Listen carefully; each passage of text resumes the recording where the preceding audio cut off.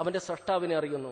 വിശുദ്ധ ഖുർആനിൽ 80-ാം അധ്യായത്തിലെ 19-ാം വചനത്തിൽ പറയുന്നുണ്ട്, മിൻ നുത്ഫത്തിൻ ഖലഖഹു ഫഖദ്ദറ. നിങ്ങളൊരു കണത്തിൽ നിന്നും സൃഷ്ടിക്കുകയും കണത്തിൽ വ്യവസ്ഥപ്പെടുത്തിയിരിക്കുന്നു. നിങ്ങളൊന്ന് ചിന്തിക്കുക, ഒരു പുരുഷൻ ശ്രമിക്കുന്ന കോടിക്കണക്കിന് ബീജങ്ങൾ അണ്ടത്തിന്റെ നേരെ കുതിക്കുന്നു. ആരാണ് ഈ ബീജങ്ങൾക്ക് നിർദ്ദേശം നൽകിയിരിക്കുന്നത്? അതിലൊരു ബീജം മാത്രം അണ്ടത്തിന്റെ ഉള്ളിൽ പ്രവേശിക്കുമ്പോൾ അണ്ടം അതിന്റെ പുറന്തോട് ശക്തിപ്പെടുത്തുന്നു, മറ്റു ബീജങ്ങൾ ഉള്ളിൽ കടക്കാതിരിക്കാൻ. ആരാണ് ഈ അണ്ടത്തിന്റെ ഈ നിർദ്ദേശം നൽകിയിരിക്കുന്നത്?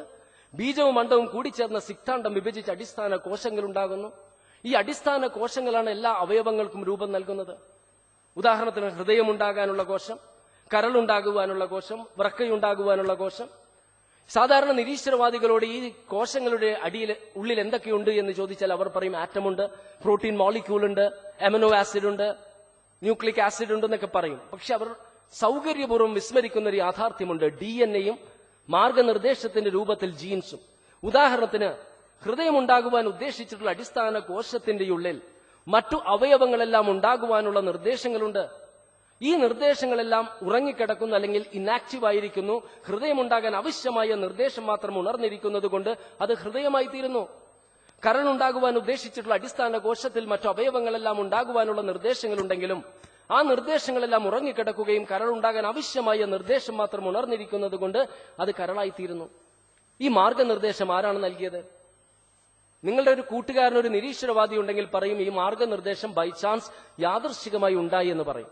അങ്ങനെ ആരെങ്കിലും പറഞ്ഞാൽ നിങ്ങൾക്ക് അവരോട് ചോദിക്കാം, ഒരു പേന എടുത്ത് ഒരു പൈതലിന്റെ കയ്യിൽ കൊടുത്തിട്ട് ആ പൈതൽ ഒരു കടലാസിൽ എത്ര നാൾ കുത്തി വരച്ചാലും യാതൊരു പരിശീലനവും ലഭിക്കാതെ യാദർച്ഛികമായി വാക്കുകളാകില്ല, വാക്കുകൾ കൂടിയ വാചകങ്ങളാകില്ല, വാചകങ്ങൾ കൂടിയ ആശയങ്ങളാകില്ല, ആശയങ്ങൾ കൂടിയ കഥയാകില്ല, കവിതയാകില്ല, പ്രബന്ധമാകില്ല. ഒരു കവി കവിത എഴുതുന്നതിന് മുൻപ് കവിയുടെ മനസ്സിൽ ഭാവനയുണ്ടാകും. അത് കടലാസിൽ കുത്തിക്കുറിക്കുമ്പോഴാണ് കഥയുണ്ടാകുന്നത്, കവിതയുണ്ടാകുന്നത്. അതല്ലാതെ യാദർച്ഛികമായിട്ട് ഒരു ചെറിയ ലേഖനമുണ്ടാകുമോ? യാദർച്ഛികമായിട്ടൊരു പിന്നുണ്ടാകുമോ? അപ്പോഴെങ്ങനെയാണ് നമുക്ക് സ്രഷ്ടാവിനെ നിഷേധിക്കാൻ സാധിക്കുന്നത്? ഇന്ന് നമ്മുടെ ക്ലോണിങ്ങിന്റെ യുഗത്തിലാണ്. പലരും വിചാരിച്ചിരിക്കുന്ന ഒരു കാര്യമുണ്ട്, ക്ലോണിങ്ങിലൂടെ ശാസ്ത്രജ്ഞർ മനുഷ്യജീവൻ സൃഷ്ടിക്കുന്നു, ജനിപ്പിക്കുന്നു. സൃഷ്ടിക്കുന്നില്ല. എന്താണ് സൃഷ്ടിക്കുക എന്നതും ജനിപ്പിക്കുക എന്നതും തമ്മിലുള്ള വ്യത്യാസം? ഈ മരത്തിന്റെ ഈ സ്റ്റാൻഡ് ഒരു ആശാരി ഉണ്ടാക്കിയാൽ ഉണ്ടാക്കിയെന്ന് പറയും, സൃഷ്ടിച്ചെന്ന് പറയില്ല. മരം അള്ളാഹു ഉണ്ടാക്കിയതാണ്. അതുപോലെ മനുഷ്യ ശരീരത്തിലെ കോടാനുകോടി കോശങ്ങളിൽ 23 അണകളായ ക്രോമസോമുകളുണ്ട്, മൊത്തം 46.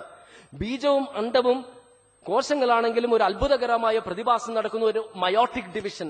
ബീജത്തിൽ 23 ക്രോമസോം, അണ്ടത്തിൽ 23 ക്രോമസോം, അത് യോജിക്കുന്ന സിക്താണ്ഡത്തിൽ സൈഗോട്ടിൽ 46.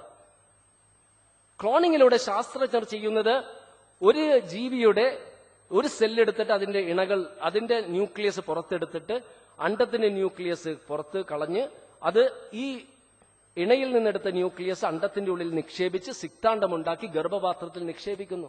സാദൃശ്യമുണ്ടാകും, പക്ഷെ രണ്ടും രണ്ട് വ്യക്തികളാണ് എന്നത് മറ്റൊരു കാര്യം.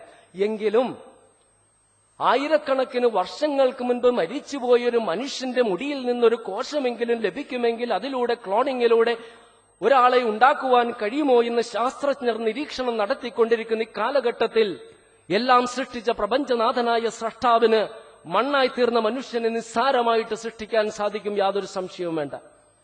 മറ്റൊന്ന് നരകത്തെയും സ്വർഗത്തെയും സംബന്ധിച്ചാണ്. സൗരയുധ വ്യവസ്ഥയിലെ വിശാലമായ ശ്മശാനത്തിൽ സകലമാന സൗഭാഗ്യങ്ങളോടും നിർഭാഗ്യങ്ങളോടും കൂടി എന്നേക്കുമായി അവസാനിക്കുന്നതാണ് മനുഷ്യ ജീവിതമെന്ന് നിരീശ്വരവാദികൾ വാദിക്കുമ്പോൾ, സമകാലിക ലോകത്തിനപ്പുറത്ത് പ്രവിശാലമായൊരു ലോകമുണ്ടെന്നും മനുഷ്യന്റെ സ്വപ്നങ്ങൾ സാക്ഷാത്കരിക്കുവാൻ സാധിക്കുന്ന പ്രവിശാലമായ ലോകത്തിലേക്കുള്ള യാത്ര മാത്രമാണ് മരണം, ജീവിതത്തിന്റെ പരിസമാപ്തിയല്ല എന്ന് ഈശ്വര വിശ്വാസികൾ വാദിക്കുന്നു. മരണത്തോടെ അവസാനിക്കുന്നതാണ് ജീവിതമെന്ന് നിരീശ്വരവാദികൾ പറയുമ്പോൾ ആറ്റം, പരമാണു നശിച്ച ശേഷമാണ് യഥാർത്ഥ ശക്തി ആരംഭിക്കുന്നത്. അതുപോലെ മരണാനന്തരമാണ് യഥാർത്ഥ ജീവിതം ആരംഭിക്കുന്നത് എന്ന് ഈശ്വര വിശ്വാസികൾ സമർത്ഥിക്കുന്നു.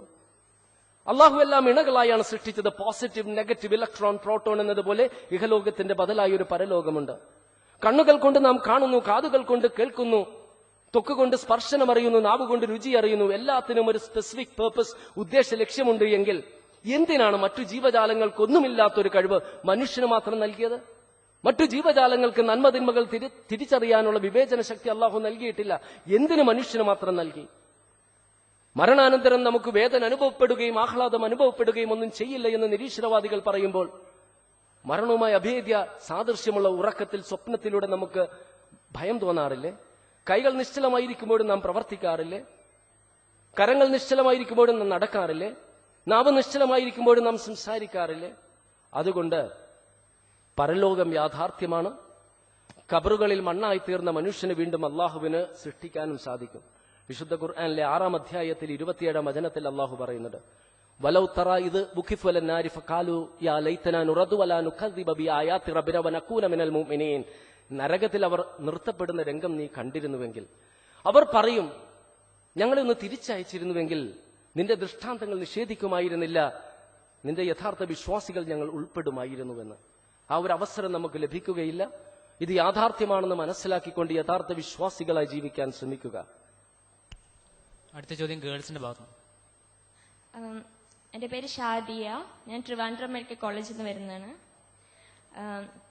ബേസിക്കലി നമ്മുടെ ക്യാരക്ടർ അത് ചെയ്യുന്നത് ജനറ്റിക് കോൺസ്റ്റിറ്റ്യൂഷനാണ്. അപ്പൊ നമ്മൾ ജനിക്കുമ്പോൾ തന്നെ അള്ളാഹു എങ്ങനെ ആയിരിക്കണം, ഇയാളുടെ സ്വഭാവം എങ്ങനെയായിരിക്കണം എന്ന് ആ ജീനിലുണ്ട്. ഇപ്പൊ രണ്ടാളെ സൃഷ്ടിക്കുകയാണെങ്കിൽ ഒരാൾക്ക് ചിലപ്പോൾ ദേഷ്യം വരുമ്പോൾ സഹിക്കാനുള്ള ഒരു കപ്പാസിറ്റി കൊടുത്തിരിക്കും, വേറൊരാൾക്ക് കൊടുത്തിരിക്കില്ല. പെട്ടെന്ന് ചൂടാവുന്ന സ്വഭാവമായിരിക്കും. ഇങ്ങനെ ആദ്യമേ അസമത്വം വെച്ചിട്ടാണ് സൃഷ്ടിക്കുന്നെങ്കിൽ പിന്നെ എന്തിന് ഇങ്ങനെ ഒരാൾ ദേഷ്യപ്പെടുമ്പോൾ ക്ഷമ കൈക്കൊള്ളണമെന്ന് എങ്ങനെ പറയാൻ സാധിക്കും? അതിലുള്ള ന്യായം എന്താ? ഈ ചോദ്യം ഖദറുമായിട്ട് ബന്ധപ്പെട്ടതാണ്. ഏതായാലും ഈ ജീനിൽ തന്നെ സൃഷ്ടിപ്പോടുകൂടി നമ്മുടെ ക്യാരക്ടറിസ്റ്റിക്സ്, നമ്മുടെ സ്വഭാവം, നമ്മുടെ പെരുമാറ്റം, ചൂടാകുന്ന പ്രകൃതി, ഇതെല്ലാം അതിൽ തന്നെ അന്തർലീനമായിട്ടുണ്ട്. അതിന്റെ പുറത്ത് ശിക്ഷിക്കുന്നത് എന്തിനാണ് എന്നതാണ് ചോദ്യം. ഏതായാലും വിഷയത്തിലേക്ക് കടക്കുന്നതിന് മുൻപ് നിങ്ങളുടെ ശ്രദ്ധയിൽ ഞാനൊരു കാര്യം പെടുത്തുന്നു. സൗദി അറേബ്യ അതുപോലെ പല ഗൾഫ് രാജ്യങ്ങളിലും കുറ്റകൃത്യങ്ങൾക്ക് കഠിനമായ ശിക്ഷകൾ ഏർപ്പെടുത്തിയിട്ടുണ്ട്. ഈ കഠിനമായ ശിക്ഷ ഏർപ്പെടുത്തിയിട്ടുള്ള ഈ സ്ഥലങ്ങളിൽ എന്താണ് കുറ്റകൃത്യങ്ങൾ കുറവ്? അതേസമയം കുറ്റവാളികൾക്ക് രക്ഷപ്പെടുവാനുള്ള പഴുതുകളുള്ള അമേരിക്കയിലും അതുപോലെ പാശ്ചാത്യ നാടുകളിലും ഭാരതത്തിലും എന്തേ കുറ്റകൃത്യങ്ങൾ കൂടുതൽ? ഈ ജീനിലാണ് ഇതെല്ലാം അന്തർലീനമായിട്ടുള്ളത് എങ്കിൽ കുറ്റകൃത്യങ്ങൾ കുറയേണ്ട കാര്യമില്ല. കാരണം അവരിൽ ആ സ്വഭാവമുണ്ട്.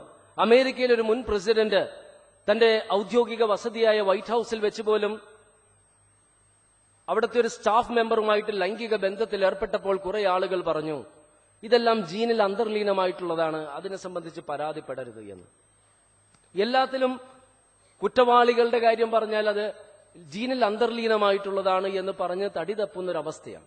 ഏതായാലും ഇത് ഖദറുമായിട്ട് ബന്ധപ്പെട്ടൊരു കാര്യമാണ്. എല്ലാം അള്ളാഹു മനുഷ്യനിൽ നൽകിയിട്ടുള്ളതല്ലേ, ക്യാരക്ടറിസ്റ്റിക്സിലുള്ളതല്ലേ, സൃഷ്ടിപ്പിൽ തന്നെ ഉള്ളതല്ലേ.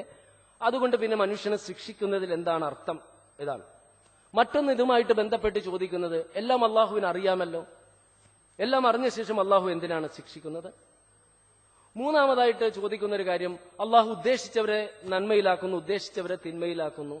ഇതെങ്ങനെ ന്യായീകരിക്കാൻ സാധിക്കും? ഇങ്ങനെ ഒരുപാട് ചോദ്യങ്ങൾ ഇതുമായിട്ട് ബന്ധപ്പെട്ടതുണ്ട്. എല്ലാം കൂടി ഒരുമിച്ച് പറയാം ഹ്രസ്വമായ സമയത്തിനുള്ളിൽ. അള്ളാഹുവിനെ സംബന്ധിച്ച് വിശുദ്ധ ഖുർആൻ പറയുന്നത്, യഅലമു മാ ബൈന ഐദീഹിം വമാ ഖൽഫഹും, അവന് ഭാവിയും അറിയാം ഭൂതവും അറിയാം. അത് അള്ളാഹുവാണ്. എന്നെ സംബന്ധിച്ചിടത്തോളം എനിക്ക് ഭാവി അറിയില്ല, ഇനി അടുത്ത നിമിഷത്തിൽ എന്ത് സംഭവിക്കുമെന്ന് എനിക്കറിയില്ല, നിങ്ങൾക്കും അറിയില്ല, നമ്മൾ ജീവിക്കുമോ മരിക്കുമോ എന്നറിയില്ല. ഇത് അള്ളാഹുവിന് അറിയാം. അള്ളാഹുവിന് അറിയാമെന്ന് പറയുന്നത് അള്ളാഹു ആയതുകൊണ്ടാണ്. അത് അറിയില്ല എങ്കിൽ അള്ളാഹു അല്ലാതെയായി തീരും. അതിനൊരിക്കലും അള്ളാഹുവിനെ കുറ്റം പറഞ്ഞിട്ട് കാര്യമില്ല. ഈസാ നബി അലൈഹിസ്സലാമിന്റെ ഒരു പ്രാർത്ഥനയുണ്ട്, തഅലമു മാ ഫീ നഫ്സി വലാ അഅലമു മാ ഫീ നഫ്സിക്. ഈസാ നബി അലൈഹിസ്സലാമിന്റെ പ്രാർത്ഥനയാണ്, അള്ളാഹുവേ എന്റെ മനസ്സിലുള്ളത് നിനക്കറിയാം, നിന്റെ മനസ്സിലുള്ളത് എനിക്കറിയില്ല. നാം എന്തിനുദ്ദേശിക്കണം? അള്ളാഹു ഇങ്ങനെയാണ് നമ്മെ ഉദ്ദേശിച്ച് സൃഷ്ടിച്ചത് എന്ന് നാം മുൻകൂട്ടി കാണേണ്ട കാര്യമില്ല. ഉദാഹരണത്തിന് ഒരു വിദ്യാർത്ഥി വളരെ മോശമായിട്ട് പഠിക്കുന്നു. അധ്യാപകൻ വിദ്യാർത്ഥിയെ വിളിച്ച് ഉപദേശിക്കുകയാണ്, ഇങ്ങനെ പഠിച്ചാൽ പോരാ, നന്നായിട്ട് പഠിക്കണം. ആ കുട്ടി പഠിക്കുന്നില്ല, വളരെ മോശമായിട്ട് പഠിക്കുന്നത് കൊണ്ട് അധ്യാപകൻ ഒരു കടലാസിൽ എഴുതുകയാണ്, ഈ കുട്ടി